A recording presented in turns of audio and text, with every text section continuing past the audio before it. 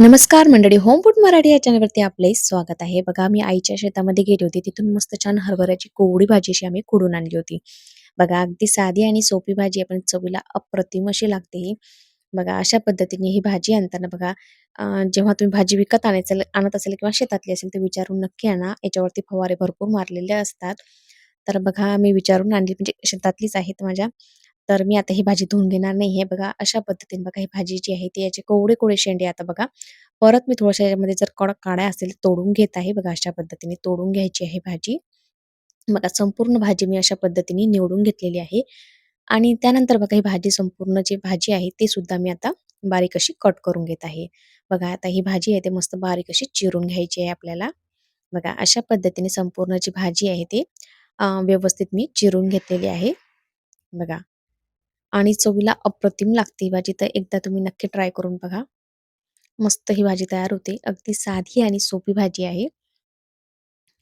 आता संपूर्ण जी भाजी आहे ती चिरून झालेली आहे. त्यानंतर आपण आता भाजीला फोडणी घालूया. बघा, आता कढईमध्ये 1 ते दीड पडी मी तेल घातलेलं आहे. या भाजीला थोडंसं तेल जर शिल्लक घातलं ना, भाजी चवीला खूप छान लागते. बघा, 1 ते दीड पडी मी तेल घालून घेतलेलं आहे.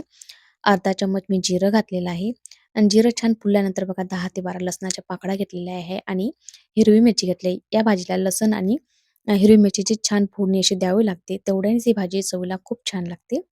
त्यानंतर बघा, आता हळद घालायची आहे आपल्याला आणि व्यवस्थित परतून घ्यायची आहे. त्यानंतर आपण जी भाजी कट करून घेतलेली आहे ती घालून घ्यायची आहे आणि आपल्याला मस्त अशी शिजवून घ्यायची आहे. बघा, आता ही भाजी आपल्याला आता मस्त हे परतून घ्यायची आहे. बघा, आपल्याला झाकण न ठेवता अशीच अलट-पलट करून ही भाजी संपूर्ण मस्त अशी शिजवून घ्यायची आहे. बघा आता बघा, आता भाजी थोडी कमी झाल्यानंतर आपण यामध्ये मीठ सुद्धा घालून घेऊया, म्हणजे आपल्याला मिठाचा अंदाज सुद्धा बरोबर येतो. बघा, थोडंसं मीठ घातलेलं आहे.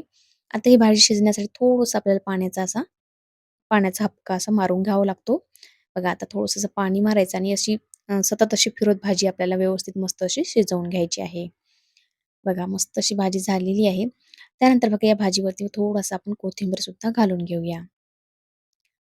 तुम्हाला जर रेसिपी आवडली असेल तर लाईक, शेअर आणि सबस्क्राईब करायला विसरू नका आणि कमेंटद्वारे नक्की कळवा की रेसिपी तुम्हाला कशी वाटलेली आहे.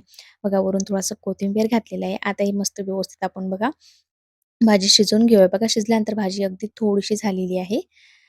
त्याला आपण आता डिशमध्ये घेऊया. बघा, ही भाजी तुम्ही भाकरीबरोबर, पोळीबरोबर खाऊ शकता. खूप छान लागते. तर एकदा तुम्ही नक्की ट्राय करून पहा.